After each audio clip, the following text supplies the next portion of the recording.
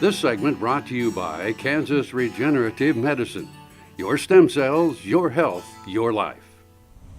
Hello and welcome to Horsin Around. I'm Dr. Chris Blevins at Kansas State University Veterinary Health Center. Today we're going to talk about something that we're always really concerned with, especially during the summer, and that's heat stress and how a horse cools itself, or what we should be concerned with if they're not cooling themselves adequately. You know, when it's really hot and really humid outside, horses are sweating, but remember that the sweat needs to evaporate for them to cool properly. So how could we decide whether the horse is actually having heat stress? One is they could become very depressed. They have elevated respiration rate, so they're breathing or almost kind of panting, but high respiration rate, and by taking their temperature.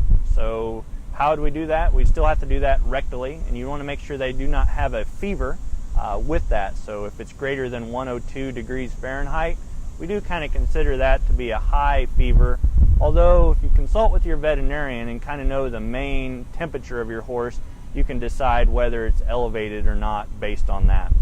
So if you're concerned, maybe the horse is overheating, how can we cool them? One of the most common and easiest way to do that is just with cold water. Cold water over the top of the horse and its legs, even its head, and trying to cool it down. Now you have to remember, whenever you spray a horse down with water, you have to remove that water also. So squeegeeing it off of the horse, because what's that water doing? It's cold, it goes on the animal, and then that temperature of that water then elevates. So you have to get that water off of the horse so then they can evaporate the rest of it.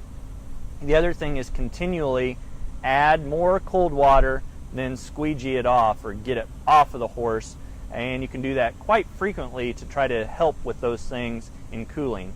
The other thing that can be done would be to add rubbing alcohol. So isopropyl alcohol over the top of your horse.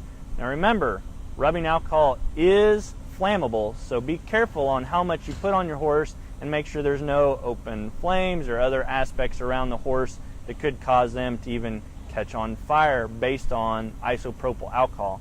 But the alcohol does help with evaporating and cooling the horse very quickly.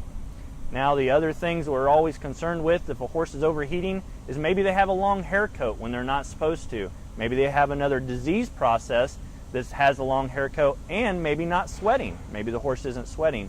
So in those instances, you need to consult with your veterinarian, do more diagnostics to see if maybe they have other disease, like Cushing's disease, that can cause them to overheat.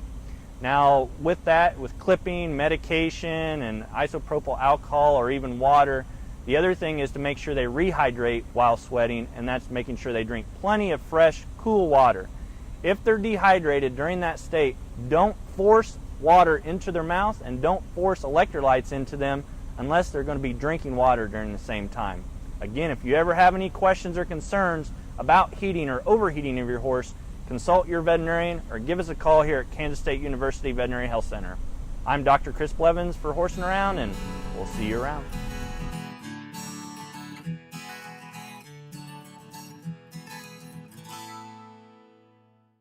Soil is the life of a farm, and for 25 years, SureCrop Liquid Crop Nutrition has helped growers produce abundant quality crops while preserving and improving the soils they steward. SureCrop offers complete soil and plant analysis with cropping recommendations, delivery direct to your on-farm storage, and quality crop nutrition custom blended for your field. Choose SureCrop for the assurance of excellence for your soil. Call today or visit their website for more information.